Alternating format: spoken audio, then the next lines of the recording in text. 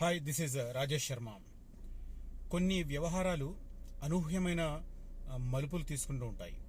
వాటి పరిణామాలు ఖచ్చితంగా చట్టపరంగా కొన్ని కనిపిస్తుంటాయి, కొన్ని రాజకీయ పరంగా కూడా కనిపిస్తుంటాయి. ఎస్, చాలా ఇంట్రెస్టింగ్ టాపిక్ ఇది. ఆల్మోస్ట్ మనకు ఒక 4-5 సంవత్సరాలుగా దీనికి సంబంధించి అప్పట్లో విపక్షం, ఇప్పట్లో అధికార పక్షమైన కాంగ్రెస్, అదే రకంగా అప్పట్లో పాలకపక్షం, ఇప్పుడు విపక్షమైన బీఆర్ఎస్ పార్టీ నాయకుల మధ్య చాలా మాటల తూటాలు పేలాయి.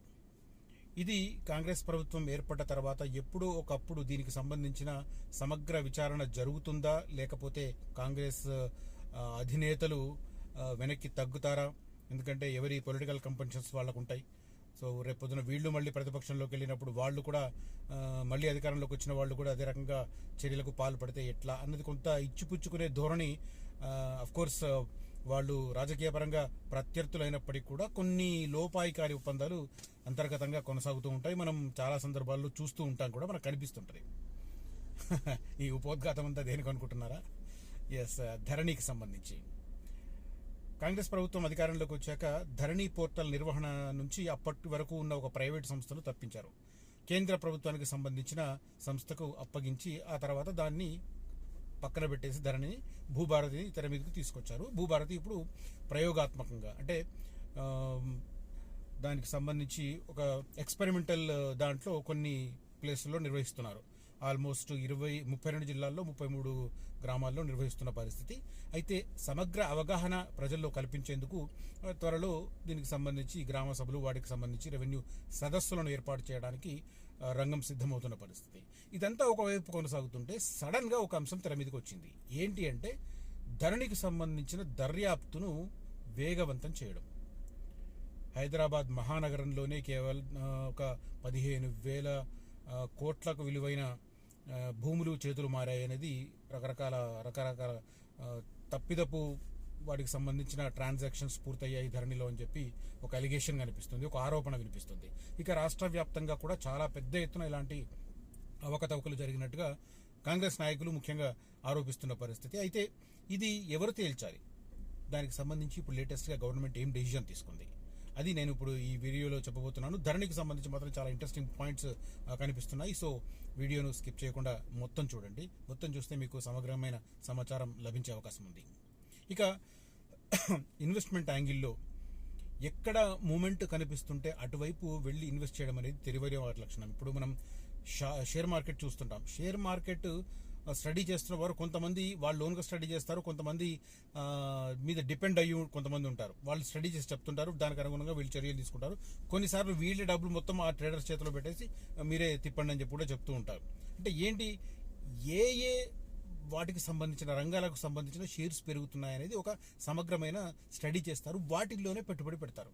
లైక్ దట్ రియల్ ఎస్టేట్ కూడా ఎటువైపు మూమెంట్ ఉంటే అటువైపు వెళ్ళడం అనేది సంప్రదాయం, అవసరం కూడా. నాట్ ఓన్లీ సంప్రదాయం, బట్ ట్రెడిషనల్ ఓన్లీ కాదు, అది అవసరం కూడా, రిక్వైర్డ్ కూడా. ఎందుకు అంటే నిన్న నాకు ఒక కాల్ వచ్చింది. ఉదాహరణకు నార్త్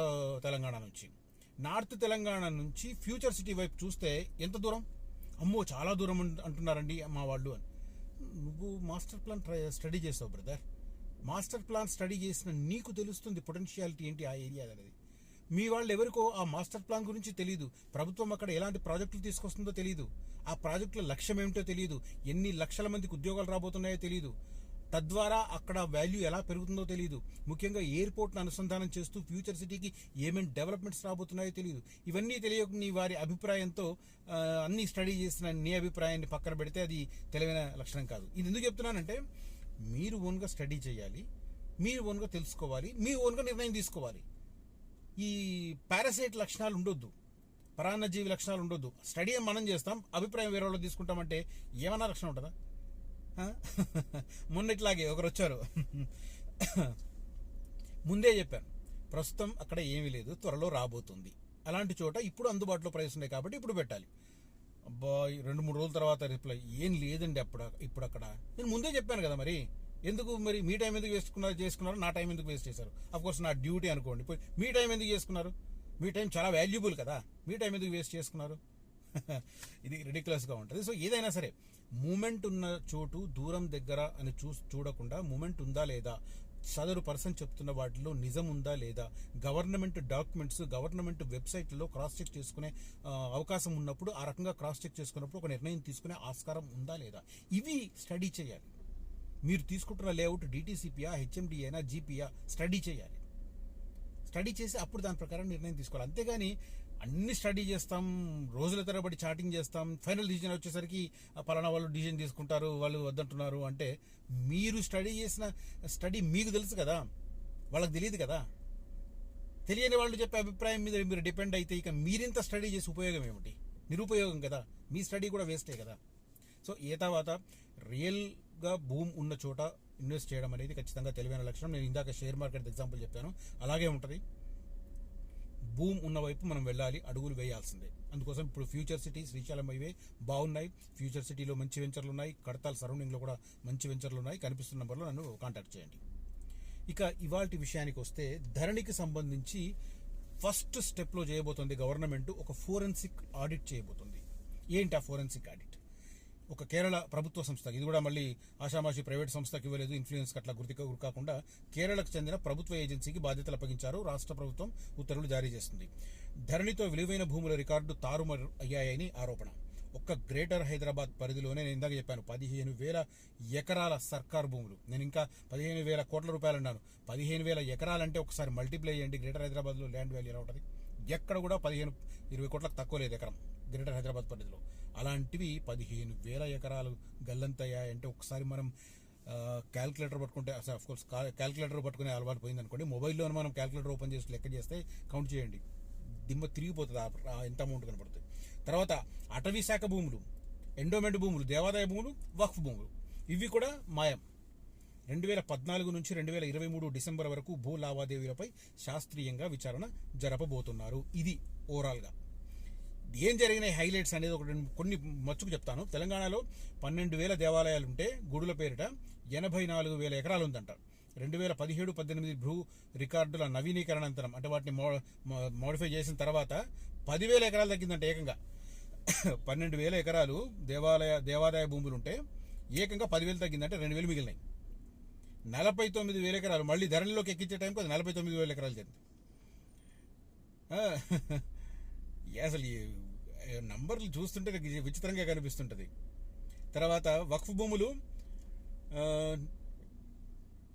45,000, మొత్తం తెలంగాణలో వక్ఫ్ భూములు 74,000 ఎకరాలు ఉన్నాయని చెప్పి గతంలో అంచనా ఉంటే ఇప్పుడు కేవలం 45,000 కనిపిస్తున్నాయంట. ఇంకో 28,000 గల్లంతయ్యాయంట. తర్వాత అటవీ శాఖ భూములు కూడా అటవీ శాఖ భూములకు సంబంధించిన దీంట్లో మెన్షన్ చేయలేదు. అయితే ప్రధానంగా అసెంట్ భూములు కూడా 22 లక్షలు ఉంటే అన్ని మాయమైపోయినాయి. ఇప్పుడు మిగిలినవి చూస్తే చాలా ఘోరంగా పరిస్థితి. సో ఇట్లా భూముల మాయం అనేది రకరకాలుగా. తర్వాత 2024-2028 మధ్యకాలంలో అటవీ భూములు, దేవాదాయ, వక్ఫ్, భూదాన్ భూములకు సంబంధించిన లక్షల ఎకరాల రికార్డులు తారుమారయ్యాయని ప్రభుత్వం చెబుతోంది.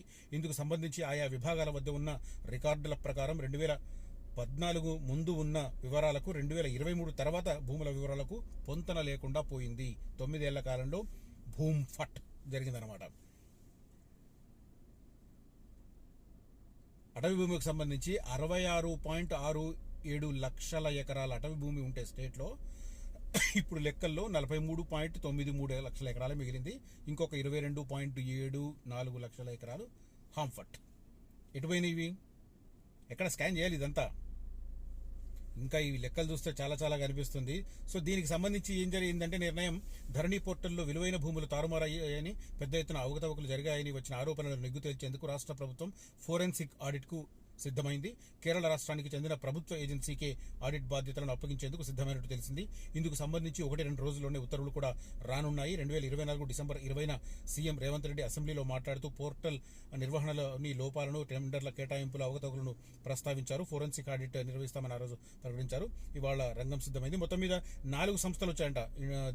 మన కంట్రీకి సంబంధించినవే 4 సంస్థలు, దేశీయ సంస్థలతో పాటు విదేశీ సంస్థలు ఫోరెన్సిక్ ఆడిట్ నిర్వహణకు ముందుకొచ్చాయి. దేశీయంగా 4 సంస్థలు ఆసక్తి చూపగా కేరళకు చెందిన ప్రభుత్వ ఏజెన్సీ వైపే రాష్ట్ర ప్రభుత్వం మొగ్గు చూపింది. గతంలో టెర్రాసిస్ అనే విదేశీ సంస్థ ధరణి పోర్టల్ నిర్వహణ చేపట్టడంపై అభ్యంతరాలు వ్యక్తమయ్యాయి. ఎవరిదో ఈ టెర్రాసిస్ అనేది ఇప్పుడు తేలాలి. ఇది కూడా ధరణి పోర్టల్ నిర్వహణ విదేశీ సంస్థకు అప్పగించడం వల్ల భూ యజమానుల గోప్యతకు భంగం వాడిందనే విమర్శలు వచ్చాయి.